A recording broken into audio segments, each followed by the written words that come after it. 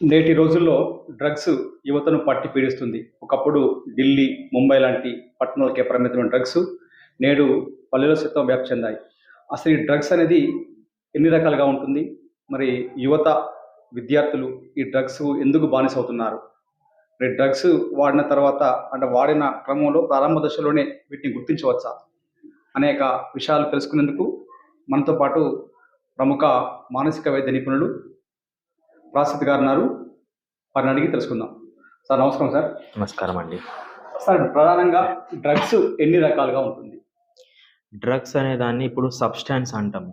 Drugs అంటే ఏంటిదంటే మనకు మార్కెట్లో అవైలబిలిటీ ఏంటివి? డ్రగ్స్‌లో 2 భాగాలుగా ఉంటాయి. ఒకటి లిసిట్ డ్రగ్స్ అంటాము. ఇలిసిట్ డ్రగ్స్ అంటాం. లిసిట్ డ్రగ్స్ అంటే లీగల్‌గా గవర్నమెంట్ ద్వారా అప్రూవల్ తీసుకొని దాన్ని సెల్ చేసేటియి. అందులో లిసిట్ సబ్స్టాన్సెస్‌లో మాదక ద్రవ్యాలు ఏంటిదంటే ఆల్కహాల్ ఒకటి, సార్ టొబాకో ఒకటి. ఈ 2 కూడా మనకు గవర్నమెంట్ ద్వారా గవర్నమెంట్ ట్యాక్స్ పే చేసి సెల్ చేయడం జరుగుతుంది. 2 ఇల్లీగల్ డ్రగ్స్. ఈ ఇల్లీగల్ డ్రగ్స్ కేటగిరీలో చాలా డ్రగ్స్ వస్తాయి. ఒకటి మనం ఇప్పుడు వినేది కెన్నబిస్ అంటే మారిజువానా లేకపోతే గంజాయి అంటాం. గంజాయి అనేది ఒకటి, హెరాయిన్, కొకైన్, మార్ఫిన్ ఇవి ఒపియాయిడ్స్ కిందకొచ్చే డ్రగ్స్. ఇవన్నీ కూడా ఇల్లీగల్ డ్రగ్స్. ఇవి ఎందుకు ఇల్లీగల్ డ్రగ్స్ అంటే they are not legally approved. ఎప్పుడైనా ఎవరైనా ఈ ఇల్లీగల్ డ్రగ్స్, ఇలిసిట్ డ్రగ్స్ తీసుకుంటే వాళ్ళ మీద కేసు వేయడం జరుగుతుంది. దీని మీద ఏ చట్ట ప్రకారం వేస్తారంటే ఎన్డీపీఎస్ఏ యాక్ట్ కింద వేస్తారు. Narcotic drugs and psychotropic drugs protection act కింద 1985లో ఈ యాక్ట్ రావడం జరిగింది. దానికి అనుగుణంగా ఈ నార్కోటిక్ డ్రగ్స్ మీద కేసు వేయడం జరుగుతుంది. సార్ యువత డ్రగ్స్ తీసుకున్న ప్రారంభ దశలోనే వారిని ఎలా గుర్తించవచ్చు మనం? ముఖ్యంగా యువత ఎందుకు తీసుకున్నా అనే క్వశ్చన్ మనం ఆన్సర్ చేయాలంటే ఫస్ట్ యువతకి కౌమార దశ అంటాం. ఈ యవ్వన దశలో ఏమైతుందంటే ఎక్స్పెరిమెంట్ చేయాలనిపిస్తుంది. చాలా మంది పిల్లలకు లేకుంటే ఫ్రీడమ్ అనేది 10th తర్వాత స్టార్ట్ అవ్వడం జరుగుతుంది. 9th నుంచి 10th నుంచి స్టార్ట్ అవ్వడం జరుగుతుంది. వాళ్ళు ఎప్పుడైతే కాలేజ్కి వెళ్ళినో, ఇంటర్మీడియట్ ఎడ్యుకేషన్ వెళ్ళినో వాళ్ళకు ఫ్రీడమ్ అనేది ఉంటుంది. ఒకరు ఇలా చదువుకోవాలి, ఇలానే లేవాలి, ఈ టైంకి లేవాలి అనేది తగ్గిపోతూ ఉంటుంది. అండ్ యూనిఫామ్ అనేది కూడా కొంతవరకు తగ్గిపోతూ ఉంటుంది. ఫ్రీడమ్ కలర్ యూనిఫామ్ వేయడం, లేకుంటే చిన్న ఊరు నుంచి పెద్ద మండలానికి వెళ్ళడము, లేకుంటే సిటీకి వెళ్ళినప్పుడు ఈ కల్చర్ వల్ల కూడా కొంతవరకు వస్తుంది. ఫస్ట్ ఎక్స్పెరిమెంట్ చేయాలి అంటే అందులో ఏముంది అని తెలుసుకోవాలనే కోరిక. 2 వీళ్ళకు పియర్ ప్రెషర్ అంటాం. అంటే తోటి వాళ్ళు తీసుకుంటే ఏమవుతుంది, కొందరు తీసుకోవడం చూడడము. ఇవాళ రేపు అందరు ఏంటంటే పార్టీ కల్చర్ అనేది వస్తుంది. పాస్ అయిన పార్టీయే, ఫెయిల్ అయిన పార్టీయే. పార్టీ అనే డెఫినేషన్ లేకుండా పోయింది ఇప్పుడు ఇవాళ రేపు. అండ్ మోర్ ఓవర్ కొందరు బెటర్ పర్ఫార్మెన్స్ కోసం చేస్తారు. ఇంకొకటి కొందరు ఫెమిలియల్ బ్యాక్గ్రౌండ్లో. తెలంగాణ సామాజికంలో ఏమవుతుందంటే చాలా వరకు చిన్న దశ నుంచి మనవడు తాతని రోజు కళ్ళు తాగడం చూస్తూ ఉంటాడు. ఇంట్లో అప్పుడప్పుడు తనకు తెలియకుండా చిన్నపాటి కళ్ళు, ఒక దసరాకో, దీవాళికో, చిన్న చిన్న పండుగలకు ఒక గ్లాస్ ఇవ్వడం. సో అక్కడి నుంచి అది తీసుకున్నప్పుడు తనకి ఏమనిపిస్తుంది, తీసుకున్నప్పుడు రిలాక్స్గా నిద్ర వచ్చి పడుకోవడం. సో రిలాక్సేషన్ కోసం కూడా కొందరు అలవాటుగా చిన్న చిన్న దశలో స్టార్ట్ అయ్యి ఒకటేసారి అది పెద్దగా తీసుకునే స్థాయికి కూడా వెళ్తుంది. ఇప్పుడు డ్రగ్స్ కూడా, ఈ మాదక ద్రవ్యాలు కూడా అంతే. చిన్నపాటి క్వాంటిటీస్ స్టార్ట్ అయ్యి ప్రతిరోజు తీసుకోవడము, ఎక్కువ క్వాంటిటీ తీసుకోవడం వల్ల ఇదొక అడిక్షన్ ఏర్పడిపోతుంది. ప్రధానంగా అంటే మాదక ద్రవ్యాలు తీసుకున్న తర్వాత అసలు మన శరీరంలో జరిగే మార్పు ఏదో ఉంటుంది. సో మాదక ద్రవ్యాల్లో 3 రకాలు ఉంటాయి. ఒకటి స్టిమ్యులెంట్స్ అంటాం. స్టిమ్యులెంట్స్ అంటే ఏంటిది, మన సెంట్రల్ నర్వస్ సిస్టమ్ అంటే మన బాడీని యాక్టివిటీని పెంచుతుంది, అంటే అలర్ట్ చేస్తుంది. ఓకే. కరెక్ట్గా మన ఉదాహరణకు బల్బు లాగా వెలిగిపోయినట్టు చెప్పడం. 2 డిప్రెసెంట్స్ అంటే ఏంటిది, మనని రిలాక్స్ చేస్తారు, మన బాడీని కామ్ డౌన్ చేస్తారు. 3 హాలోసినేజన్స్ అంటాం. హాలోసినేజన్స్ అంటే ఏంటిదంటే మనం ఇప్పుడు 5 సెన్సెస్ ఉంటాయి మనకు. ఆ సెన్సెస్ని ఆల్టర్ చేస్తూ ఉంటుంది, అంటే చేంజ్ చేస్తూ ఉంటుంది అన్నట్టు. ఇప్పుడు మన స్టిమ్యులెంట్స్ కిందకి ఏమొస్తుంది అంటే ముఖ్యంగా టొబాకో అంటే పొగాకు సంబంధించినవి. పొగాకు కూడా 2 రకాలు ఉంటాయి. స్మోక్ వచ్చేది, స్మోక్ లేనిది. స్మోక్ వచ్చేది అంటే మనకు తెలిసింది సిగరెట్స్. 2 స్మోక్ రానిది అంటే స్మోక్లెస్ టొబాకో అంటాం వీటిని. ఈ స్మోక్లెస్ టొబాకోలో చాలా వరకు తీసుకునేది తంబరు, గుట్కా, ఇలాంటి కైని, ఇలాంటి తీసుకునే తంబాకు లాంటివి తీసుకునేటివి మనకు స్మోక్లెస్ టొబాకో కిందకి వస్తాయి. ఇవి ఏం తీసుకున్నప్పుడు మనిషికి ఏమవుతాయి అంటే తీసుకున్న వెంటనే ఆ కొద్దిసేపటికి తన బ్రెయిన్ అలర్ట్ అయిపోతుంది. అలర్ట్ అవ్వడం వల్ల పర్ఫార్మెన్స్ పెరుగుతుందని అనుకుంటారు. అది టెంపరరీ రిలీఫ్ మాత్రమే. టెంపరరీగా తన అటెన్షన్ అనేది పెరుగుతుంది తప్ప లాంగ్ స్టాండింగ్ కాన్సంట్రేషన్ పెరగదు. ఇవే కాకుండా ఇంకా మనం ఏం చేసుకోవచ్చు, చాలామంది యాంఫిటమిన్స్ అని అంటాం. మిథాంఫిటమిన్ అని కొన్ని పదాలు ఉంటాయి. అవి మన కల్చర్లో అంటే నార్త్ సైడ్కి ఎక్కువ ఉన్నాయి, మన సైడ్ కొంచెం తక్కువనే ఉన్నాయి. ఈ యాంఫిటమిన్స్ అనే కాంపోనెంట్స్ కూడా ఏంటిదంటే ఇవి కూడా అడిక్షన్. మనం తీసుకున్న వెంటనే ఇది బాడీ అలర్ట్ అయ్యి మైండ్ అలర్ట్ అయ్యి పర్ఫార్మెన్స్ అనేది కొంచెం పెరుగుతుందని కొంతవరకు స్టార్ట్ చేస్తారు. కొంతమంది ఈ డైట్ పిల్స్ అని కూడా వాడతారు. ఈ డైట్ పిల్స్లో కూడా ఇది కూడా ఒక రకమైన స్టిమ్యులెంట్సే. వాటి వల్ల కూడా మనకు పెరగడం జరుగుతుంది. సరే, డిప్రెసెంట్ వస్తే ఏంటిది? మనం కామన్‌గా వాడుకగా చూసేదేంటంటే, పొద్దాక పని జేస్తారు. రాత్రొచ్చి కొంతవరకు నేను తీసుకుంటా అని చెప్తారు చాలామంది. సో, ఆల్కహాల్ అనేది డిప్రెసెంట్. మన బాడీని, మజిల్స్‌ని రిలాక్స్ చేస్తది. బ్రెయిన్‌ని కొంతవరకు యాక్టివిటీని తగ్గించి, మనకు సుఖ నిద్ర వచ్చేటట్టు చేస్తదని స్టార్ట్ చేస్తారు. నిజానికి అది జరగదు. సార్. మన బాడీ మజిల్ రిలాక్స్ అవ్వడం వల్ల కొంచెం నిద్ర రిలాక్స్ అనిపించినట్టు అనిపిస్తది. సో, డిప్రెసెన్స్ అనేది అది. దాంతో పాటు కెన్నబిస్ ఇప్పుడు మనం ఏదైతే మాట్లాడుకుంటున్నామో అంటే గంజాయి. గంజాయి పదార్థాలు అవి గూడా ఈ డిప్రెసెన్స్ కిందకే వస్తా ఉంటాయి. అండ్ నెక్స్ట్ వచ్చేసరికి హాలోసిజన్స్. హాలోసినోజెన్స్ అంటే ఏంటంటే ఇప్పుడు కళ్ళతోటి మనం లైట్‌ని చూస్తాం. నేను మిమ్మల్ని చూస్తున్నా. కానీ నేను కళ్ళతోటి మీ మాటలు నాకు వినబడుతున్నట్టు అనిపియడం. అంటే ఒక్క సెన్సెస్ నుంచి ఇంకో సెన్సెస్‌లో మార్పు రావడం. కొన్నిసార్ల ఈ లైట్ అనేది మరీ వేరే కలర్ లైట్ గూడా కనపడినట్టు అవ్వడం. టేస్ట్ గూడా మారిపోయి వేరే టేస్ట్ రావడం. ఇవి హాలోసినోజెన్స్.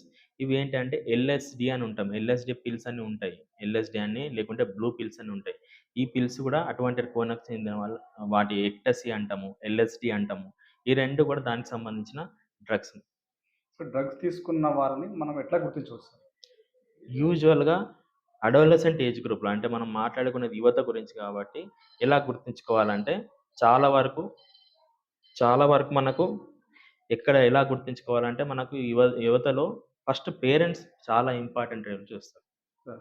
ఒక డే వచ్చిన తర్వాత పిల్లవాడు ఎలా వస్తున్నారు? ఇంటి దగ్గర నుంచి వచ్చిన తర్వాత ఏమన్నా ప్రీవియస్ బిహేవియర్‌కి ఇప్పుడేమన్నా మారినా బిహేవియర్‌గా ప్రాబ్లమ్ ఏముంటది? తను ఇంటికి తక్కువ రావడము, లేకుంటే లేట్‌గా రావడము.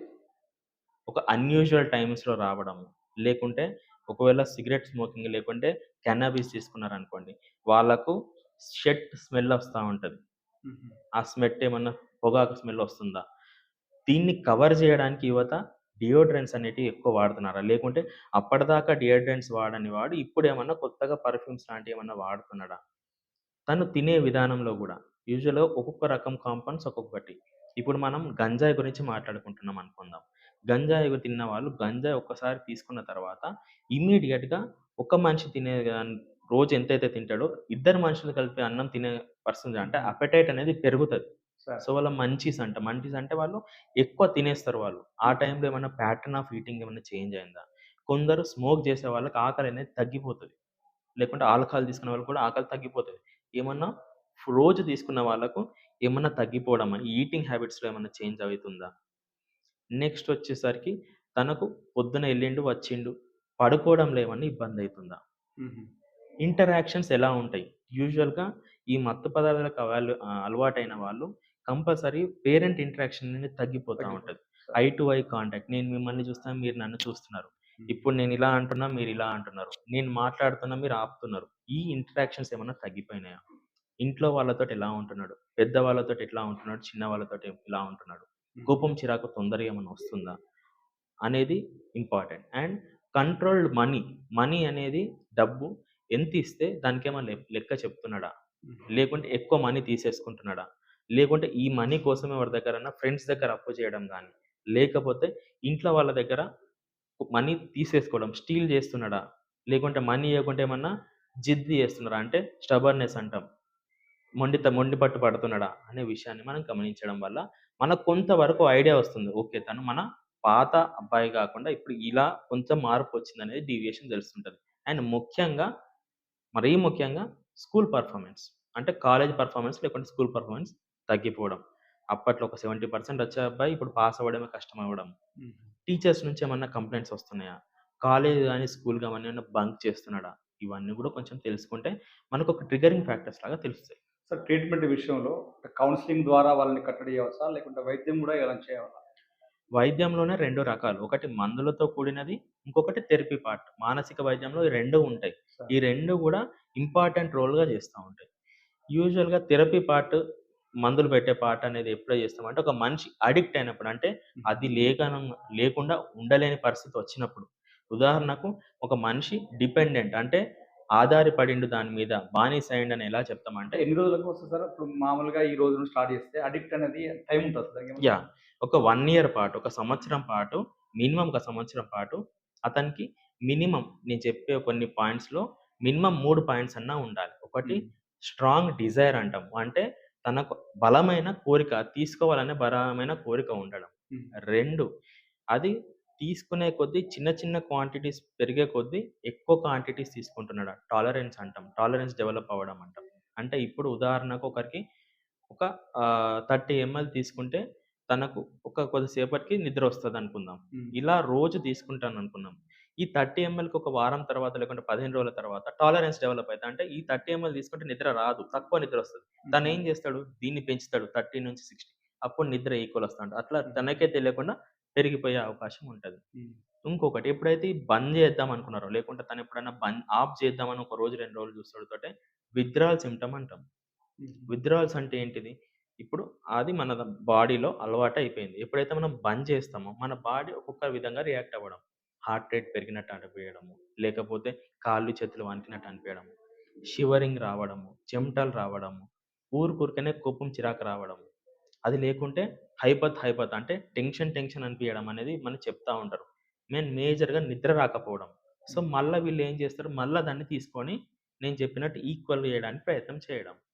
ఇంకొకటి, ఇవన్నీ తెలిసినది. ఇది చెడు అని తెలిసినా గూడా దాన్ని ఆపలేకపోవడం. దాన్ని తీసుకోవడం ఆపలేకపోవడం. లాస్ ఆఫ్ కంట్రోల్ అంటే ఎంత క్వాంటిటీ తీసుకోవాలో కంట్రోల్ కూడా కోల్పోవడం. హ్మ్. అండ్ దీనివల్ల నెగ్లెక్ట్ జేయడం అంటే ఏంటిది? ఒక పని చేసేటోడు పని చేయలేకపోవడం. లేకపోతే స్టూడెంట్ చదవలేకపోవడం. చదువుని నెగ్లెక్ట్ జేసి మరి దీన్ని తీసుకోవడం. ఈ హ్మ్. పై 6 లక్షణాలలో మినిమమ్ 3 లక్షణాలు ఒక సంవత్సరం పాటు ఉన్నది అంటే దాన్ని యూజువల్‌గా మనం డిపెండెంట్ అంటాం. అంటే ఒక అడిక్ట్ లాగా భావిస్తాం. సార్. ఇది కొన్ని డ్రగ్స్ గురించి మార్చొచ్చు. బట్ ఇది నేను చెప్పిందేమో మందుకి, ఆల్కహాల్ సంబంధించి అది సంవత్సరం వారికి చేయడం జరుగుతది. హ్మ్. రైట్. సార్ ఇప్పుడు డ్రగ్స్ తీసుకునేటప్పుడు మనం ఏ ఆలోచన తీసుకుంటే అదే ఆలోచన చేయాలనే ఒక ఫీలింగ్ ఉంటదా సార్? సో డ్రగ్స్ తీసుకునే ముందు హ్మ్. సపోజ్ నేను ఏదైనా పని చేయాలి అని కాన్సెప్ట్‌తో డ్రగ్ తీసుకునే ఆ డ్రగ్స్ తర్వాత గూడా మనకు అదే ఆలోచన ఉంటదా? ఇప్పుడు ఏమైతదంటే, ఈ ప్రశ్నలో మనం తీసుకునే ముందు ఏ ఆలోచన చేస్తామనేది సార్. ఇంపార్టెంట్. అదొక ఫ్యాక్టర్ కావచ్చు కానీ, హ్మ్. యూజువల్‌గా పిల్లలు యవ్వన దశలో, కౌమారదశలో అందులో ఏమున్నది టు ఎక్స్‌ప్లోర్, అందులో ఎక్స్‌పెరిమెంట్ చేసి చూద్దాము. హుహు. పియర్ ప్రెషర్ ప్రక్కన ఒక ఫ్రెండ్‌కి అలవాటై ఉంటది. హ్మ్. లేకపోతే ఒక సీనియర్ ఎవరో తెలిసిన వాళ్ళుంటారు. తను తీసుకోవడం చూసి ఒక ఇమాజినేషన్‌లో తను తీసుకోవడం వల్ల ఇది తీసుకున్నతోటే తన ఫేస్ ఎక్స్‌ప్రెషన్స్ ఇలా ఉన్నాయి. ఓకే. ఇందులో ఏమో ఉంది హ్మ్. అని ఎక్స్‌పెరిమెంట్ తోటి స్టార్ట్ చేసిన డ్రగ్స్ తప్ప, ఎవరో దాని గురించి తెలిసి తీసుకోవాలనుకున్నోళ్ళు ఎవరు తీసుకోవడం చాలా తక్కువ మంది తీసుకుంటారు. సార్. అండ్ మనొక స్టేట్ ఆఫ్ మైండ్‌లో నేను పని చేయాలనుకుంటున్నా, అందుకే స్మోక్ చేస్తున్నా అనేటోళ్ళు చాలా తక్కువ మందుంటారు. బట్ ఎక్స్‌పెరిమెంట్ తోటి స్టార్ట్ అయ్యి, పక్కన వాళ్ళ ప్రెషర్ తోటి స్టార్ట్ అయినదే 90% కేసెస్ ఇవే ఉంటాయి. సార్ చివరిగా అంటే డ్రగ్స్ విషయంలో యువతకు మీరిచ్చే సందేశం ఏముంటది సార్? యువతకు యూజువల్‌గా మనకు కౌమార దశలో లేకుంటే స్కూల్ దశలో 10థ్ దశలో as a part of district mental health program నేను నంబర్ ఆఫ్ అవేర్‌నెస్ ప్రోగ్రామ్స్ చేయడం జరిగింది. బట్ ఇక్కడ గుర్తించాల్సిందేందంటే అండ్ ఇప్పుడు మన టీచర్ ట్రైనింగ్ గూడా జరగడం జరిగింది మనకు. సో, ఇప్పుడు టీచర్స్ గాని, లేకుంటే ఫ్యామిలీ గాని ఎట్‌మోస్ట్ ఇంపార్టెన్స్ ఉంటది వాళ్ళ దానిలో. యువతకి వాళ్ళకు తెలియదు. ఎవరికీ తెలియదు గాబట్టి దాన్ని ఎక్స్‌ప్లోర్ చేద్దాం అనుకుంటే ఎక్స్‌పెరిమెంట్ చేద్దాం అనుకుంటున్నాడు. హ్మ్. లేకుంటే ఒక ఫ్రెండ్‌షిప్, సరైన ఫ్రెండ్‌షిప్ ఉందా లేదా అని చూసుకోవడం. ఇంట్లో నేను చెప్పినట్టు అమ్మ, నాన్న ఇలా చూడడము. టీచర్స్ వాళ్ళ పెర్ఫార్మన్స్ ఎట్లా ఉన్నాడు. ఒకప్పుడు అబ్బాయి మంచి అకాడమిక్ పెర్ఫార్మన్స్ ఉండేది తనకు. ఇప్పుడు పెర్ఫార్మన్స్ అనేది తగ్గింది. ఎందుకు? అండ్ పేరెంట్స్ టీచర్ మీటింగ్‌లో ఇవి డిస్కస్ చేస్తే హ్మ్. చాలా వరకు బయటపడే అవకాశం ఉంటది. పిల్లవాడు ఎక్కడికెళ్తున్నాడు? పలానా అటెండెన్స్ రావట్లేదు. మీ ఇంటికి రావట్లేదు. ఎక్కడికెళ్తున్నాడు? ఎప్పుడైనా క్వెషన్స్ చేయకపోవడం వల్ల చాలా వరకు ఇవి మిస్ ఔట్ అవుతున్నాయి. అండ్ యువత వాళ్ళకు నేను చెప్పాలనుకున్న మేజర్ పాయింట్ ఏందంటే, ఇప్పుడు మీకు బాగానే అనిపిస్తది. ఈ డ్రగ్స్ ఒక్కసారి అలవాటయ్యి, లేకుంటే ఈ మత్తు పదార్థాలు ఒకసారి అలవాటయిన తర్వాత లాంగ్ స్టాండింగ్‌లో మీ కాన్సంట్రేషన్ పవర్, మీ నాలెడ్జ్ కూడా తగ్గిపోతా ఉంటది. ఎందుకంటే డ్రగ్ యొక్క లక్షణాలు మొత్తం దాని మీదనే ఉండాలనిపిస్తది. వేరే ఏం పని చేయబుద్ధి గాదు. సో, నా దృష్టిలో యువత అందరూ కంపల్సరీ ఒక 4 లెటర్స్‌కి మాత్రం ఇంపార్టెన్స్ ఇవ్వాలి. ఒకటి జీఓఏఎల్ గోల్. ఇంకొక పదం టీఐఎంఈ. ఈ 4 అక్షరాలున్న 2 పదాలకి ఎప్పుడైతే వాళ్ళు ఇంపార్టెన్స్ ఇస్తారో, నీకు ఆ పోకడకు పోకునే ఛాన్సెస్ తక్కువుంటాయి. అంటే చెడు పోకడలకు నువ్వు పోవు. ఎందుకు? ఒక మనిషి అనేటోడు గోల్ సెట్ చేసుకోవాలి. గోల్ ఎప్పుడైతే ఉంటదో ఆటోమేటిక్‌గా మనిషి టైమ్ యుటిలైజేషన్ గూడా కరెక్ట్ చేస్తా ఉంటాడు. ఆటోమేటిక్‌గా చెడు వ్యసనాల సైడ్ పోరు. ఈ 4 అక్షరాలు ఎందుకు చెప్పినా అంటే, ఇంకొక 4 అక్షరాలకి డైరెక్ట్‌లీ ప్రపోర్షనల్. అంటే ఇవి బాగుంటాయి, ఇవి గూడా బాగుంటాయి. అదే ఎల్ఐఎఫ్ఈ లైఫ్. నీ గోల్ అండ్ టైమ్ ఎప్పుడైతే నువ్వు బాగా వాడతావో, ఆటోమేటిక్‌గా నీ టైమ్ గూడా డైరెక్ట్‌లీ ప్రపోర్షనల్. అంటే నీ లైఫ్ కూడా అంత బాగుంటది. ఒకరు గోల్ పెట్టుకున్నారు, టైమ్‌ని బాగా వాడుతున్నారు. తన లైఫ్ ఆటోమేటిక్‌గా బాగుంటది. తను గోల్ లేదు, టైమ్ లేదు. ఖాళీ టైమ్ ఎక్కువుంది. లేకుంటే ఏం చేయాలో అర్థం కావట్లేదు. తను ఎక్స్‌పెరిమెంట్ చేయాలనుకోవడం, ఫ్రెండ్స్ తోటి మాట్లాడుకోవడం, ఆటోమేటిక్‌గా నీ లైఫ్ పడిపోతది. సో, నా దృష్టిలో ప్రతి యువత గూడా కంపల్సరీ నంబర్ ఆఫ్ పాసిబిలిటీస్ ఉన్నాయి కాబట్టి, గోల్ అండ్ టైమ్‌ని చాలా వరకు ఇంపార్టెన్స్ ఇవ్వాలి. షెడ్యూల్ చేసుకోవాలి. పొద్దున్న నుంచి రాత్రి వరకు చేయడం ఏంటిది. అండ్ ప్రతి విషయం ఓపెన్‌గా ఇంట్లో డిస్కస్ జేయడం అనేది ఫెమిలియల్ డిస్కషన్ చాలా తక్కువైపోతుంది. అండ్ అడిక్షన్ అంటే మనకు మత్తు పదార్థాలు లేకుంటే వీటికే అంటున్నాం. ఇప్పుడు 2 అడిక్షన్స్ చాలా వరకు ఇంపార్టెంట్. ఒకటి గేమింగ్ అడిక్షన్. అంటే మొబైల్ ఫోన్స్‌లో మొబైల్ గేమ్ ఫోన్. ఆడడం. హ్మ్. ఇంకొకటి ఇంటర్నెట్ అడిక్షన్. అంటే ఫోన్ ఎక్కువ యూజ్ జేయడం. హ్మ్. మనకెలా తయారైందంటే సమాజం, మనం ఫోన్‌ని కట్టేయడం కాదు, ఫోనే మనిషిని అవును. కట్టేస్తుంది. అవును. ఎప్పుడైతే నా సలహా ఫ్యామిలీలో ఎవరైనా ఇంట్లో రాత్రి 9 తర్వాత, లేకుంటే 10 తర్వాత వాళ్ళ భోజనం అయిపోయిన గంట వరకు ఫోన్ వాడిన తర్వాత, అందరూ ముందు రూమ్‌లో ఫోన్ పెట్టి, ఎప్పుడైతే వాళ్ళు బెడ్‌రూమ్‌కెళ్ళి మాట్లాడతారో వాళ్ళ ఫ్యామిలీ ఓపెన్ డిస్కషన్ జరగడం వల్ల ఇవన్నీ పోకడాలు కూడా తగ్గుతాయి. Complete family relationship and good social teacher student relationship వల్ల ఈ పోకడలకి సమయం ఉండదు. అండ్ అవేర్‌నెస్ ప్రోగ్రామ్స్ చాలా జరుగుతున్నాయి. And every teacher maximum minimum వాళ్ళ క్లాస్‌లో గూడా ఈ డ్రగ్స్ గురించి, చెడు వ్యసనాల గురించి చెప్తే ఇంకా రీచ్ ఎక్కువుంటది. ప్రతి ఒక్కరు ఒక సైకియాట్రిస్ట్ దగ్గర రాలేరు కాబట్టి, ప్రతి టీచర్ గూడా ఆల్రెడీ ట్రైనింగ్ తీసుకోవడం జరిగింది. And they will prevent. ప్రతిసారి important. Prevention is better than cure. మన పోరుగాడు ఒక్క స్టూడెంట్‌ని మనం కరెక్ట్‌గా ట్రైన్ చేస్తే, వాళ్ళొక 10 స్టూడెంట్స్‌ని ట్రైన్ చేస్తారు.